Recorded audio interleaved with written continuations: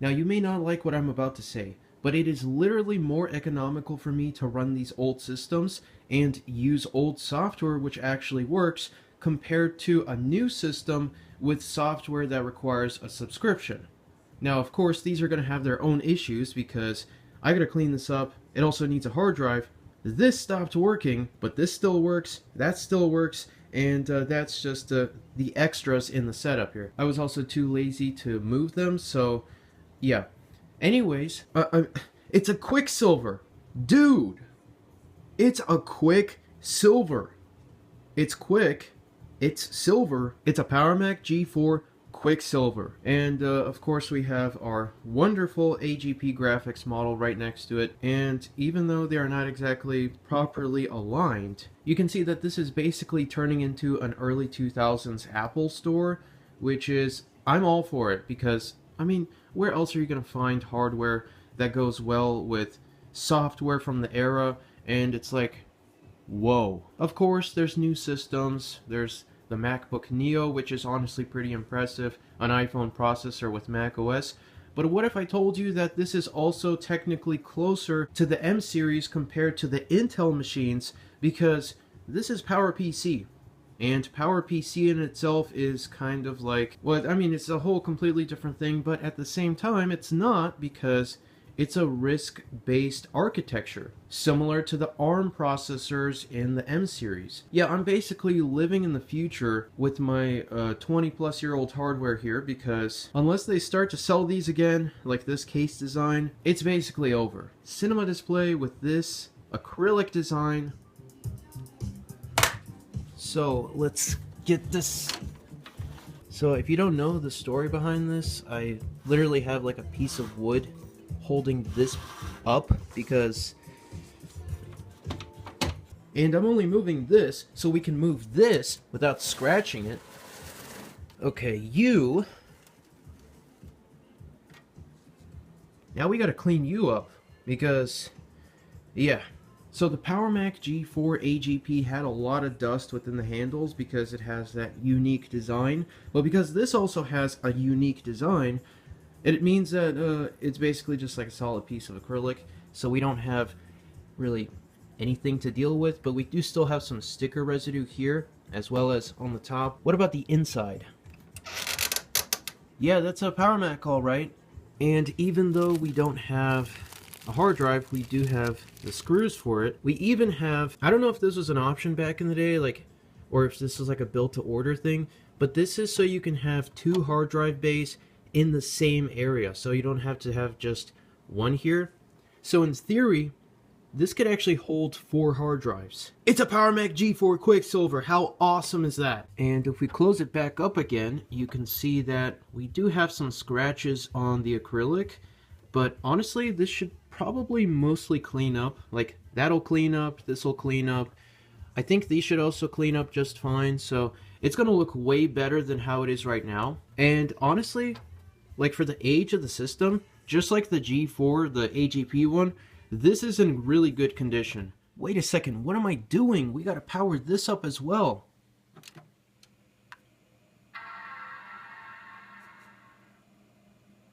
Three and a half gigaflops. Imagine how awesome it would be to have a QuickSilver and a cinema display. I mean, like, just look at this. We're rendering it in real time on our AGP graphics model. Okay, this is actually using QuickTime. Believe it or not, this is QuickTime. We can also enhance. Now this is the power of ADC. I mean, it's so advanced, you don't even have to plug in the Power Mac. Dude.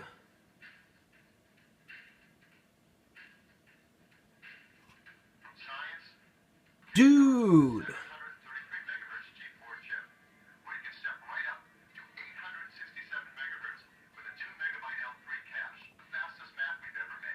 The fastest Mac we've ever made. And it's right here. Okay, that video is actually really interesting, but I think we could save it for a reaction video because, I mean, you just don't see old Apple videos like that anymore because it's literally talking about the hardware, which you can open up, Power Mac G4. The best part is that we can watch it on the Power Mac G4 itself. But first things first, we gotta make it usable because no hard drive, and it's also a bit dusty. It's honestly not super terrible. I'd say the AGP itself was probably in worse shape because, I mean, there isn't like visible dust layers where the hard drive bays are. Other side of the Power Mac here is also in pretty good shape. That is the cable for the iPhone, but here we have a couple of other scratches. They should be able to clean up for the most part. The Apple logo is in very good condition, and honestly, all the handles themselves are in really good shape as well.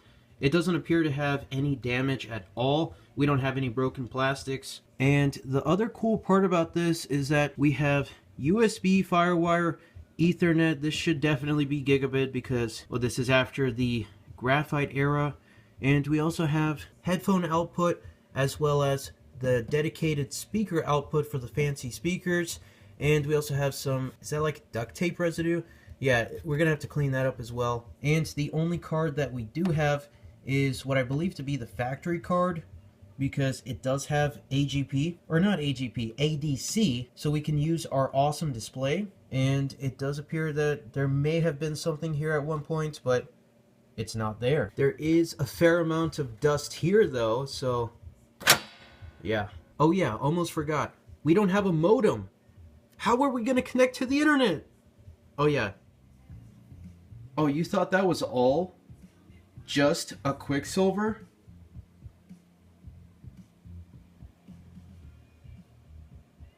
Oh yeah, we got the speakers.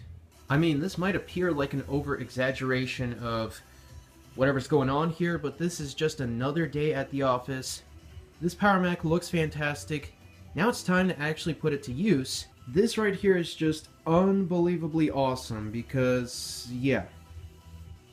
So to clean the acrylic, I have some isopropyl alcohol, a paper towel, and it's just going to take some time to completely remove all of this because, yeah, I don't know how long this has been here.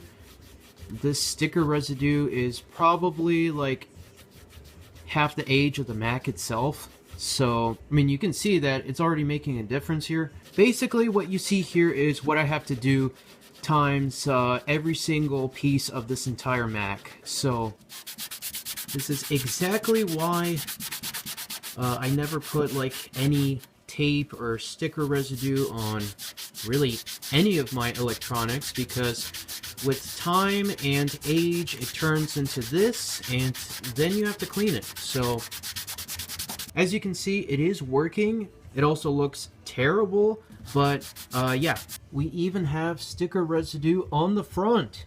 Honestly, I'd still rather deal with this compared to broken plastics because, I mean, just look at this. This is in fantastic shape. Yeah, it's going to require some work to get it both up and running and looking fantastic, but apart from going back in time with Steve himself, this is basically as new as it can possibly be. Now, obviously, in my videos where we actually restore something, I do show the cleaning process, but obviously not every single detail. I don't know if you guys realize how much time actually goes into this, because if you want it to look nice, you gotta clean it. Like this right here, it actually cleaned up. So we still have some scuffs and scratches here, but I mean, with this, it's automatically looking a lot nicer, but it's still gonna take some time to make it that perfect brand new shine. Like it or not, this is the retro tech experience. So unless you have a brand new system from back in the day, you gotta put in the time and effort to make it look brand new. I'm not even done with this, and it's already looking a lot better. However, it might actually leave some impressions on the plastic. Honestly, not that big of a deal. Again, I'd rather have this compared to a broken piece or like just something that is not replaceable, because chances are old systems like this have probably been sent to e-waste like 10 to 15 years ago when they were considered obsolete. How is this e-waste? This design is literally timeless. Just what? Zip drive! And you can even, oh yeah, that's a bit dusty. The future of Macintosh was decades ago. Yeah, but you also gotta maintain this because that's dusty. Dude, zip drive. Ah, yes. Very clean and pristine Power Mac. Never has been used ever. Honestly, though, it is actually pretty cool to see that there's dust because it means that it has been used. It's not just like it was sitting around doing nothing. It was actually used like a Macintosh. Let's see, how many more of these scratches can we clean up? So we got one here.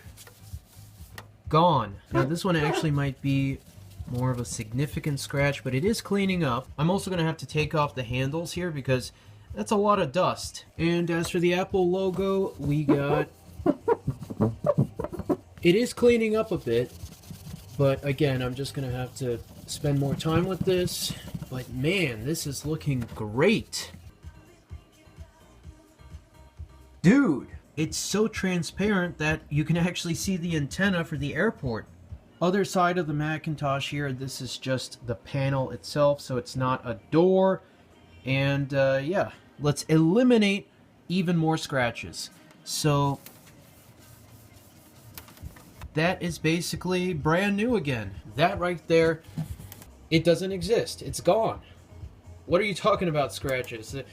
It's basically brand new. But is this awesome or what? Live Power Mac G4 reaction. Just another day in the Mac dimension. This is what I have to say to these scratches. No way. No way. It's inside the computer.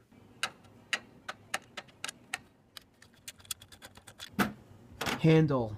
Oh man, that is just nice. Can you imagine if I messed this up?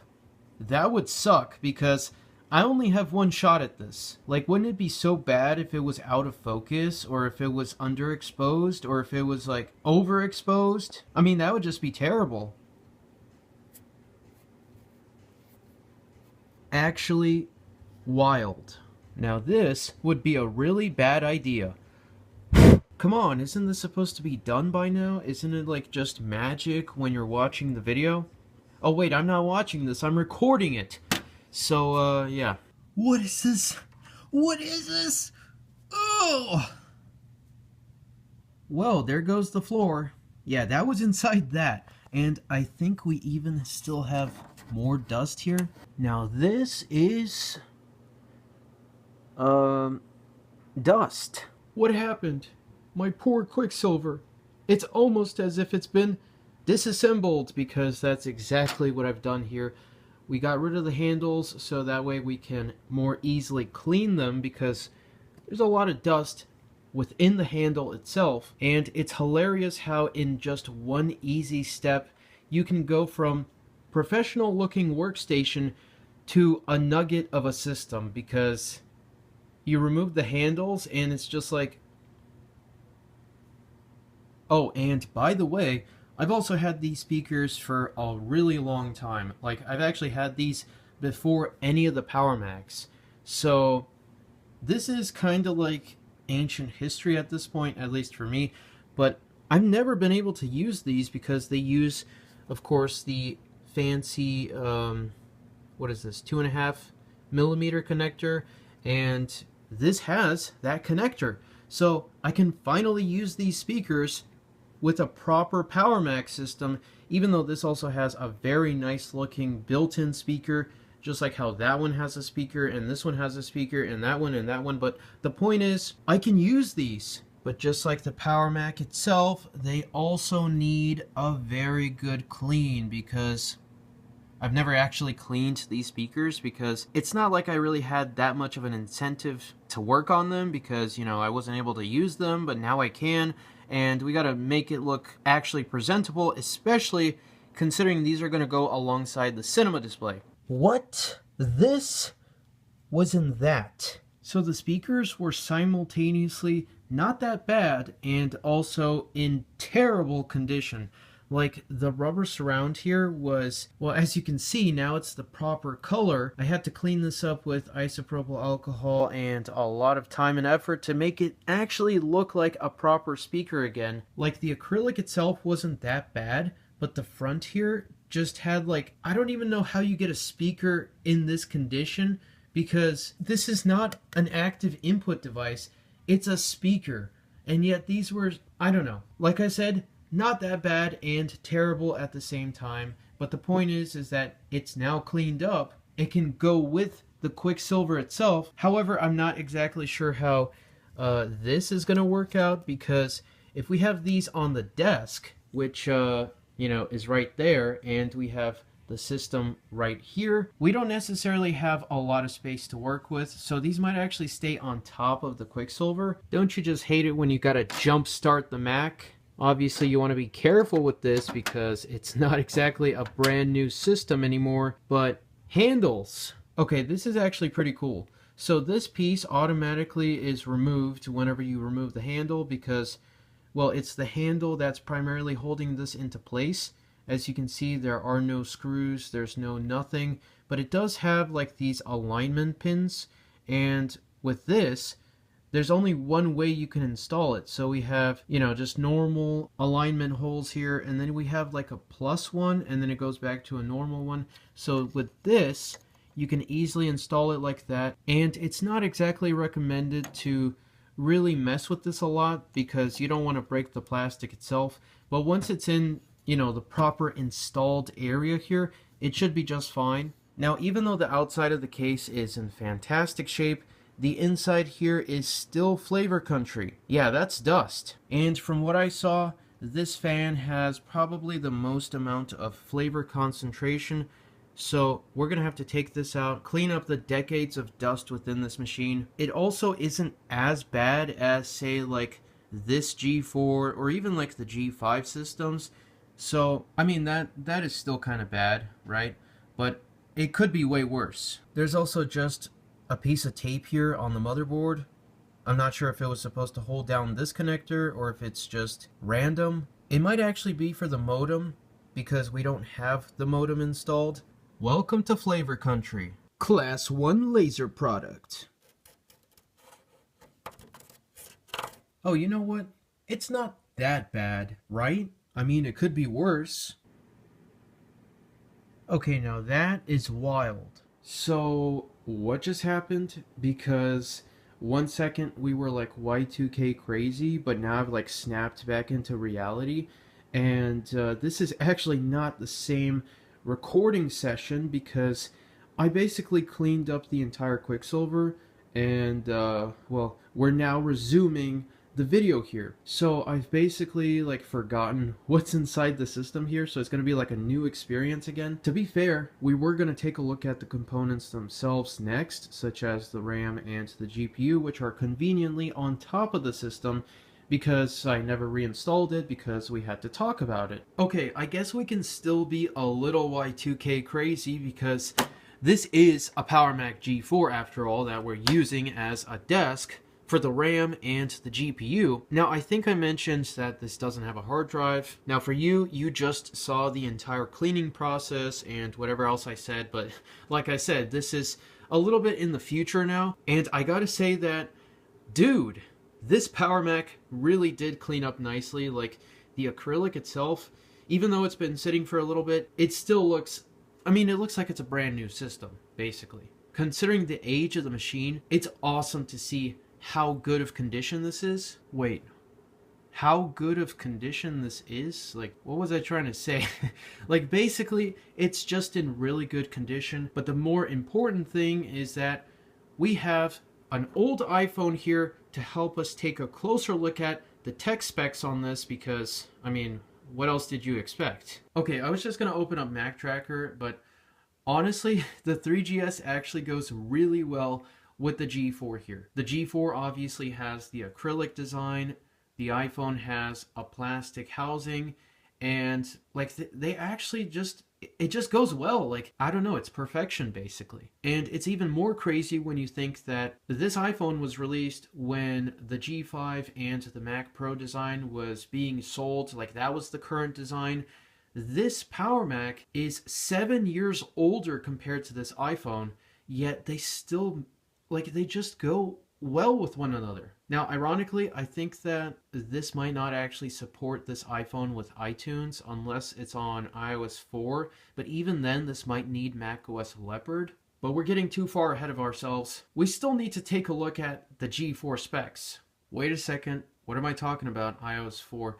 Yes, this does support iOS 4, but this released with iPhone OS 3. So we have our perfect iPhone 3GS here, obviously with old iOS, but also with Mac Tracker.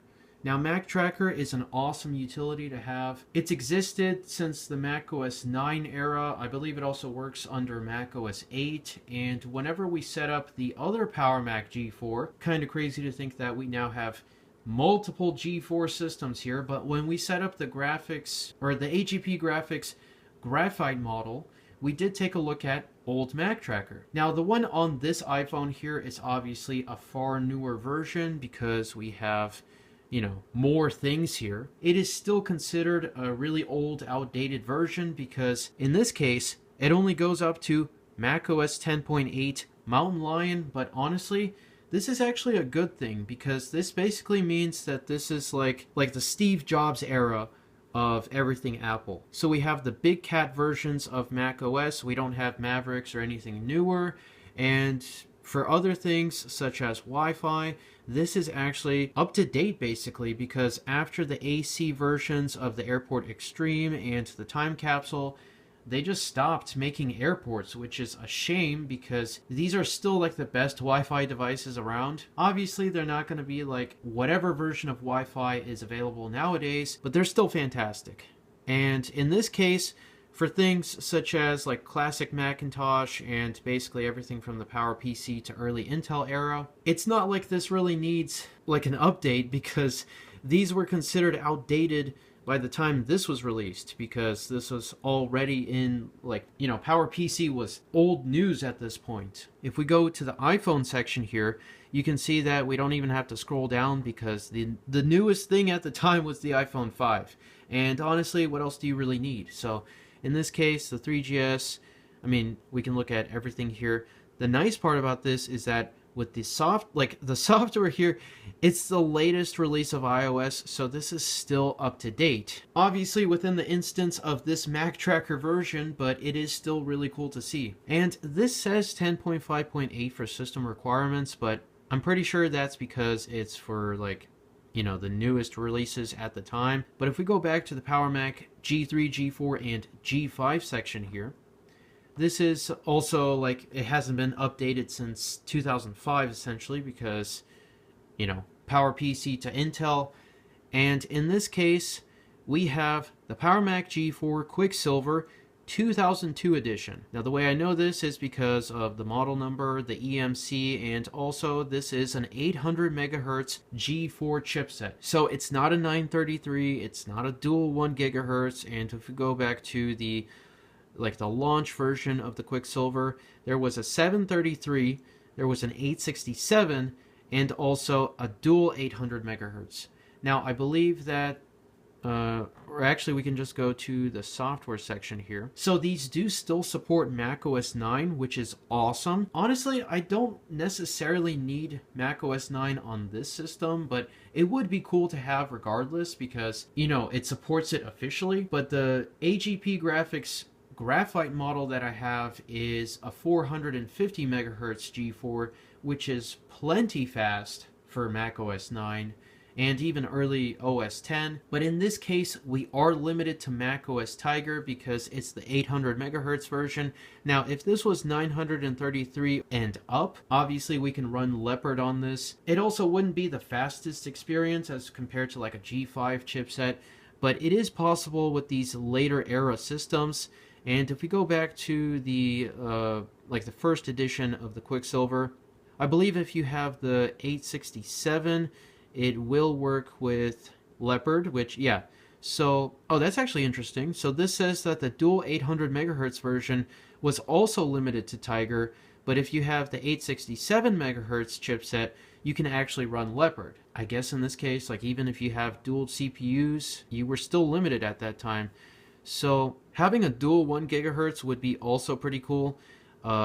It also had the price tag to match that configuration. And I believe that the 2002 version here, like this specific version, was like an educational release. There was only one configuration of the G4 chipset, 867, and this was like the bare minimum to get you to Leopard essentially. So not exactly like a super powerful system, but then again, at least with this, it's not a 733 like with some of the iMacs. I mean, this is still sub 1 gigahertz, but it should still be plenty usable for Tiger and below. Now to actually focus on like the rest of the hardware here. Now for the memory, this specific configuration had 512 megabytes from the factory. Now this one doesn't have like, you know, a memory module sticker that this one has, so I'm not exactly sure if this was standard practice, but it does appear to be two identical sticks here. It's also really cool to see like an official Apple memory module because I mean, yeah, back when you can upgrade the systems. And this one was also shipped with an 80 gigabyte hard drive. So where was the storage here? Yeah. So you had the options between a 40 gigabyte 7200 RPM drive, 60 gigabyte 7200 RPM drive, and I guess in this case, yeah, it was maxed out to 80 gigabytes, which is honestly, for 2002, that was a lot of storage, especially with like a 7200 drive. That like a 7200 RPM drive is still usable to this day. And this is over IDE. Now, it does say that this has just the CD rewritable drive, and I guess in this case it went up to 32x speeds. So I guess it is something that we could try out later on once we have the system working. But you know, it's still nice to have any sort of physical media here. And the GPU itself, this is the factory card. I believe this is actually like the lower tier option, the ATI Radeon 7500 with 32 megabytes of VRAM. Even though this may not be like a super intensive ultimate gaming GPU whatever system, it's still really nice to have this card because it has ADC. Now, obviously we have the standard connection here for the motherboard, but this right here, it's basically like just a solid power input. So that way it provides power up to the LCD itself. Or if, of course, you're using like the CRT version, but this supplied enough power to power up the cinema display, which is honestly like, it's just so hilarious to see just this on the GPU, but it works. The nice part about this system is that it was also optioned with the zip drive, which I believe we did talk about earlier, but yeah, that was not like a standard configuration. This was specified to have a zip drive, and I'm not exactly sure where it is here, but anyways, we know it has the zip drive. And as for the memory, like I said, 512, and we could upgrade this to 1.5 gigabytes. This system does have 3 RAM slots as compared to 4 on the Graphite G4. We are missing the 56K modem that, you know, we saw it just didn't have anything installed, but it was an option at the time. But this does fortunately have gigabit Ethernet because, well, at this point, if you didn't have gigabit on a pro system like this, it's like, why even bother getting it? If we go back to like the Graphite era, so yeah, AGP, this was the last one to not have gigabit. It's only 10100. But then after that, they introduced a dedicated G4 gigabit version. So yeah, this system, even though in some ways it was maxed out, in other ways, not necessarily a lot, actually having 512 megabytes of RAM back in the day, like, that is what the G5 system was spec'd out with back then. And that's a 2004 system. I believe that the 2003 one that I have, which is currently holding up my desk, was also optioned with 512. But yeah, having this much RAM back in the day, you're 1/3 of the way of maxing out the system. We got the RAM, we got the GPU, we have literally everything else, an 800 megahertz G4 processor. The only thing that we need now is an actual boot device, which is, yeah, easier said than done because there are actually multiple ways of getting the system up and running. I guess in theory you could actually use a zip drive, but I don't think you could really boot off of that. Maybe macOS 9. Now, I do plan on using the IDE bus because even though there's like PCI cards to utilize newer SATA drives, I have IDE to SATA converters. So if I need to use a newer SATA whatever drive with this system, I can do that. Now, I know that the common trend here is to use actual mechanical hard drives. And in the case of the other G4, we have a somewhat failing hard drive, which is still working with macOS 9. I don't necessarily have a complete solution for this G4 yet, so we aren't going to be able to get it up and running right now. But that just means that we're going to have even more awesome videos about this G4 because we're only just now getting started with this. Like, you know, Mac Tracker is cool and all. The other cool part about this is that you can actually play the startup chime. I know, it's pretty awesome. Procreate, introducing the new Power Mac G4. So I'm sitting here looking at the G4, right? And I still can't believe that this was an actual retail product shipped to market. Like, you could just go out to the store and buy this. Obviously, like we saw earlier, it had the price tag to match this design. Just this G4, is this, yeah, the QuickSilver 2002, the 800 megahertz was $15.99, and I'm sure that the extra hard drive upgrade would have, like, that would have been an extra who knows how much, which is probably why we have the standard graphics card here. The newer aluminum Macs are awesome. Don't get me wrong, I mean, I have a lot of aluminum era Macs as well. Steve really knew how to make a Macintosh, especially with, you know, the entire team behind all of these systems. I'm not saying that he was the only one making these systems. I'm just saying this is just an amazing product. And the fact that you can still work on it, it still looks amazing, and in many cases the hardware still just works, really goes to show how dedicated they were to bring Apple back. And the rest is history. Okay, so we already saw the inside of the system while cleaning up the system, but now that it actually looks a bit nicer, you can see that here we have the RAM slots.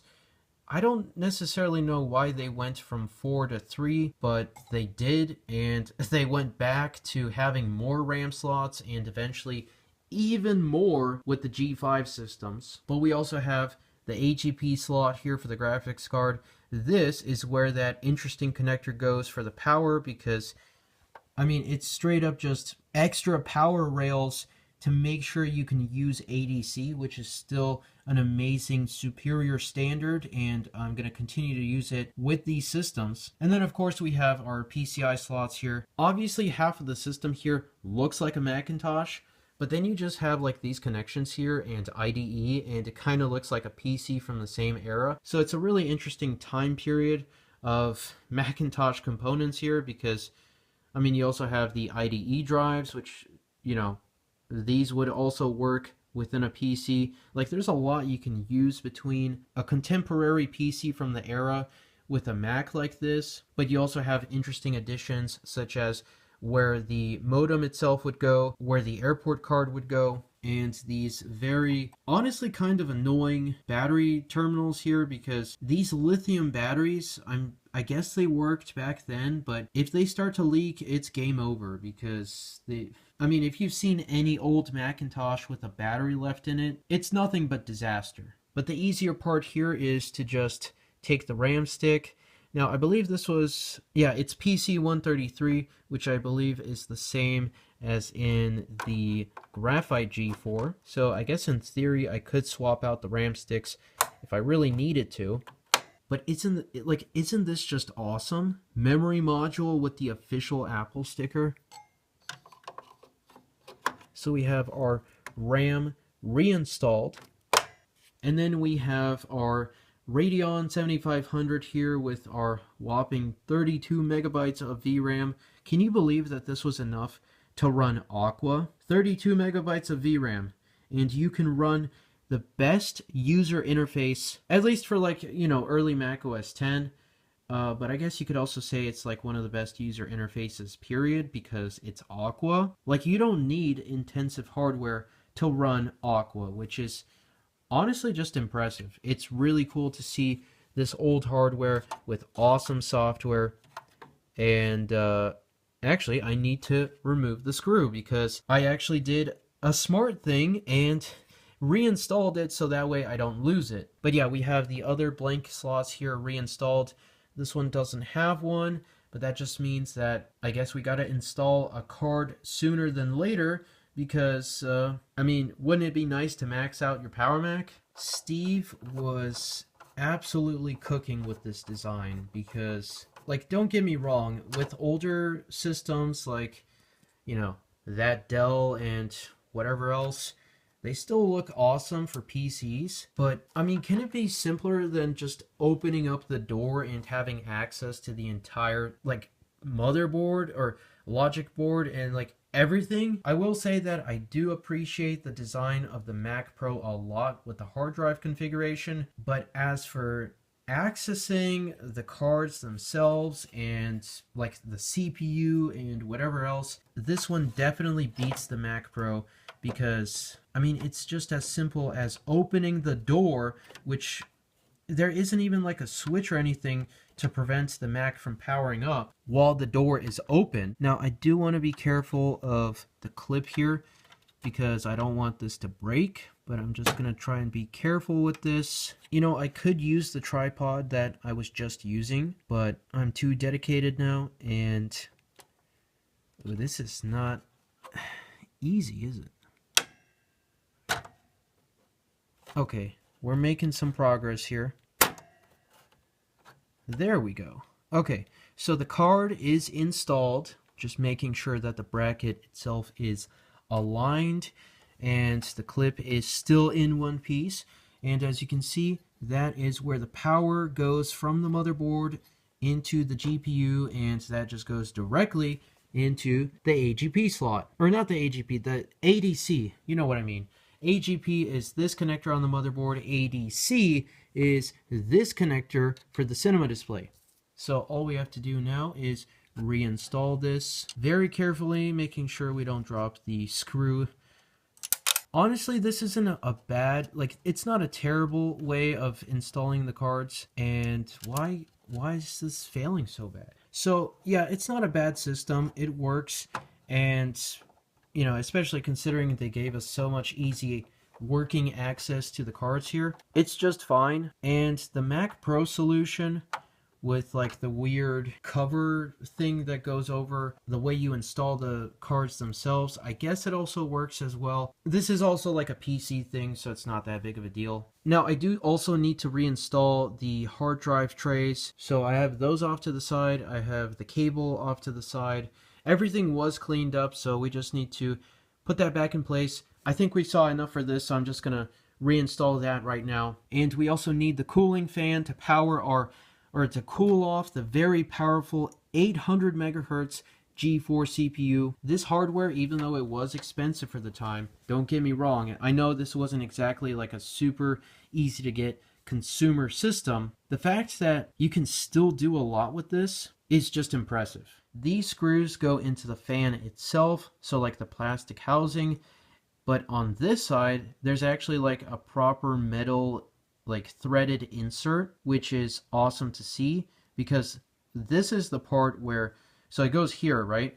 And then with the cooling fans, it uses two of those to make sure that this is installed properly. It doesn't exactly look like a super clean finish, especially for like a newer product nowadays, but it honestly does a pretty good job at making use of essentially upgrading this pre-existing design, because it does, of course, like this is basically the Power Mac G3, and they've just been revising and improving. This doesn't really have a cooling fan for the CPU, so it's honestly a pretty cool way of making use of the pre-existing design here. Now, I'm sure you could actually like swap this fan out for something more modern, such as like a Noctua or a Be Quiet or whatever, and make this system really quiet. But honestly, this is like, the fan itself spins freely, and I don't really see a need to upgrade this because it's working just fine.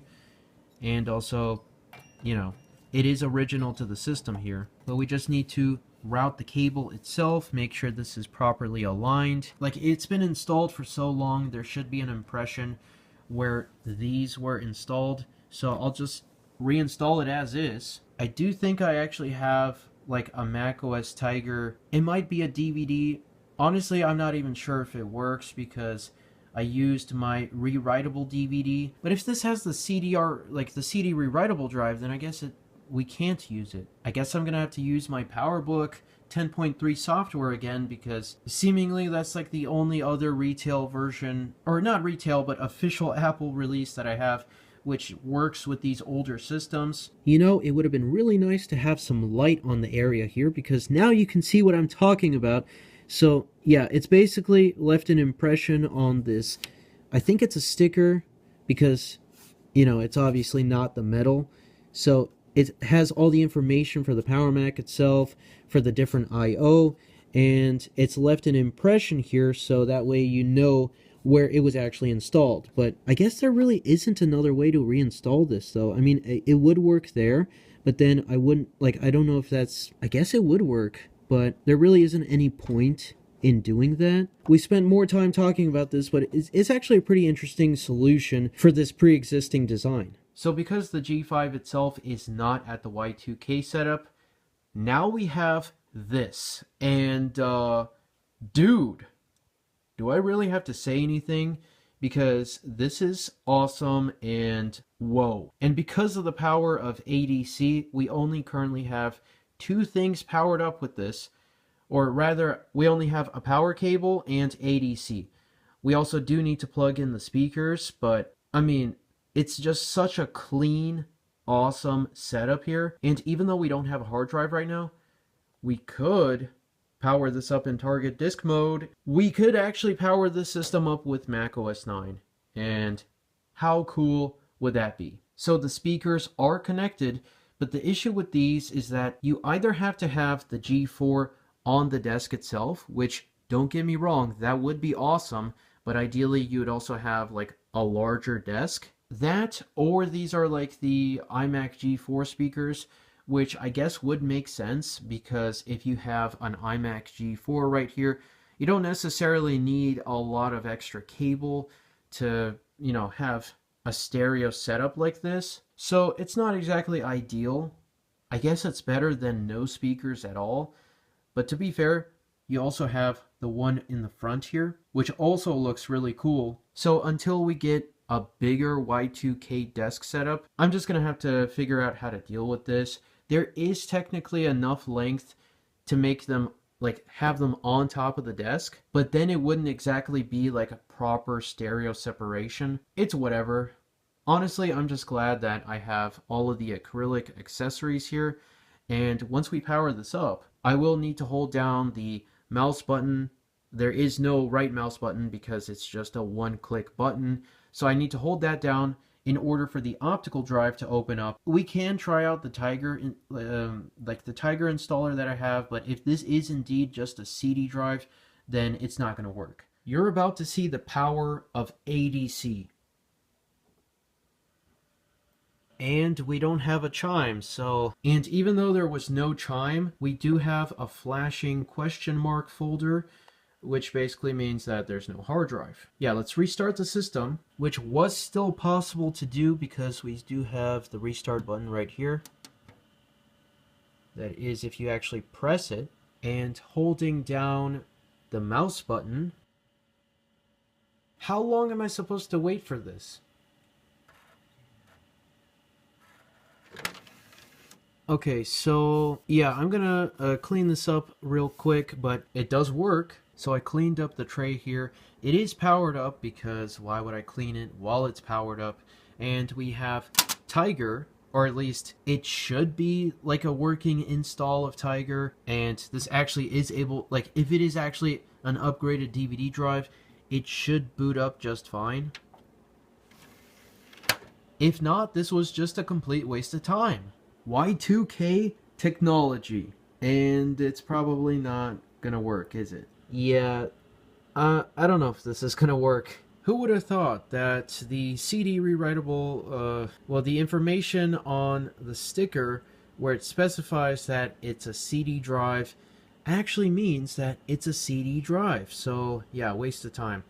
Now, I know that, like, if you don't have the zip drive in the front, it has, I guess it's not necessarily a cleaner finish, but it matches the top bezel. But honestly, I really do like how the zip drive looks on this. Here we have our PowerBook G4 Restore DVD. Now, even though it is for a PowerBook, I've used this with the G5. I've used it with this Power Mac, at least to test it out initially. It just works. And yeah, as I was saying, I really do like how the zip drive looks here, and it also matches that because we also have a zip drive right there. Even though I don't have any zip disks, it's still a really cool part of the Mac systems from this era, and I can hear that this is starting to spin up as well. I said that it's starting to spin up, and now it's not. So thanks for making me look like a fool. I guess I'll just restart the system again and hope that it automatically detects it. Oh, you gotta be kidding me. I forgot that this is a DVD. You know, it would be nice to have some CD installers, like actual physical retail copies, but we are not at that point yet. I only have Leopard and obviously this installer. To start up from macOS 10 on this DVD, hold down the C key as the computer starts up. So, yeah. Target disk mode activate. It's fine. It didn't do anything. It's fine. So to enter target disk mode, you need to hold down the T key, and you'll get a very large FireWire icon on the LCD itself. So here we have the AGP Mac ready to go as basically an external hard drive. So the good news is that it works. The bad news is that it doesn't work. Now this is a certified Steve Boom moment, because can you tell that I was extremely prepared with all the software and all the hardware, all the accessories. I mean, yeah. So no hard drive, and I guess I don't have any CD installers like right now. I guess I'll have to make some. I do actually have one for macOS 9. That's how I installed it on this in the first place.